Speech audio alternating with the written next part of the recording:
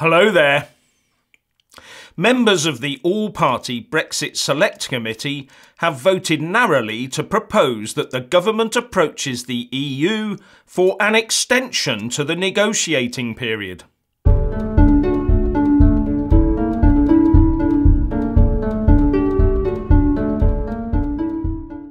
The Brexit Select Committee chairman, the former Labour Cabinet Minister Hilary Benn, has been backed by 12 other MPs on the 21-strong committee in calling for both the negotiating period and the transition period to be extended. The 8 Brexiteers on the committee have responded by publishing their own minority report and calling their colleagues on the committee the High Priests of Remain. Those calling for Brexit to be delayed include pro-EU Labour MPs Stephen Kinnock, Emma Reynolds and Pat McFadden, the SNP's Joanna and former Tory Cabinet Minister Stephen Crabb, reports Sky News. With the minority side including the likes of Tory Eurosceptics Jacob Rees-Mogg, Peter Bone, Sir Christopher Chope, Craig Mackinlay and former Cabinet Minister John Whittingdale. The delayers say in the committee's report that extending the current negotiating period would allow more time to negotiate a detailed political declaration and potentially more time to negotiate the treaties/agreements that will establish the future partnership before the start of the transition/implementation period, depending on the length of the extension. And on extending the subsequent transition period, they say, if a 21-month transition implementation period is insufficient time to conclude and ratify the treaties/agreements that will establish the future partnership or to implement the necessary technical and administrative measures along with any necessary infrastructure at the UK border, the only prudent action would be for the government to seek a limited prolongation to avoid unnecessary disruption. Now, in order to extend the 29th of March 2019 Brexit negotiating deadline, the UK government would have to formally approach the EU with the request. For its part, under the terms of Article 50 of the Lisbon Treaty, the EU would then have to gain the unanimous approval of all 27 member states to do so. It is not a unilateral decision for the UK to take. It cannot be done with a quick phone call between ministers, or on the back of a fag packet, nor indeed can it be decided in closed and secret meetings, like most things in the EU seem to be decided. Given the recent performance of its negotiators and top officials, do you really think that the EU is going to be reasonable and just say OK? No. It will continue to play hardball. It would treat any such request as a sign of weakness and press home the perceived advantage. Can you imagine the demands that would be made of the UK before they would agree?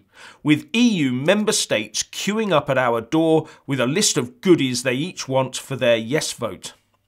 If you want uncertainty thrown into the Brexit process, then this is exactly the way to do it.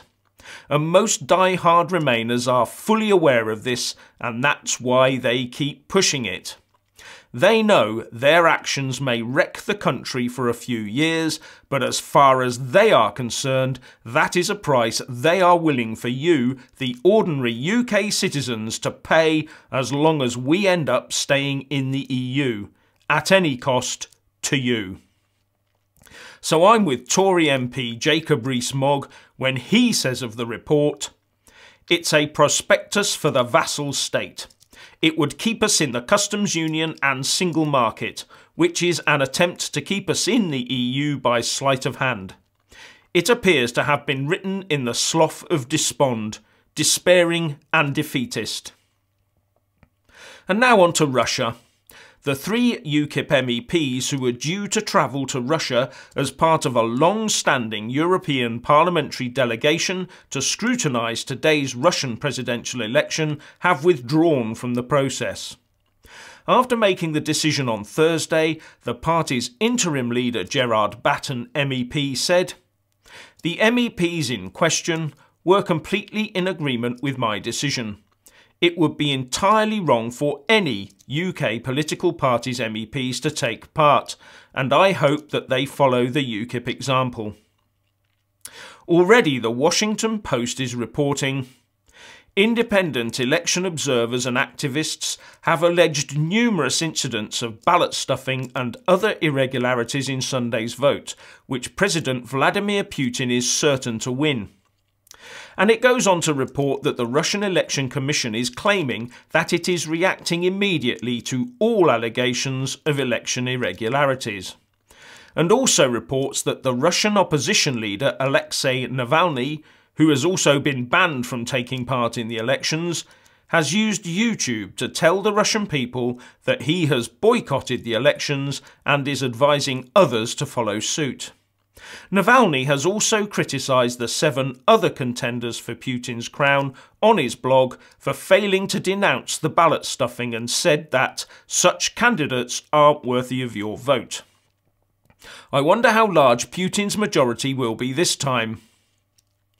Now, a group of UK MPs and business leaders have written a hard-hitting letter to the EU Commission telling them to stop pushing the UK around, reports The Sun and The Express. According to the reports, the letter signed by Brexit Minister David Jones and Tory MP Owen Paterson, amongst others, mirrors a favourite phrase of Michel Barnier by saying that the clock is indeed ticking, and we suggest the time has come for the Commission to put an end to cheap political posturing and to start safeguarding the interests of working people right across Europe by coming to a new, deep and special partnership that our Prime Minister has proposed. The alternative is that we just leave, in which case the people of the UK will simply not tolerate paying to the EU the very large sums being talked about under the implementation period. Well, what do you think about EU posturing? Will it ever end? And should we continue to put up with it? What do you think? Please leave a comment below. Thank you. Please do like and share this video, and also subscribe to my channel.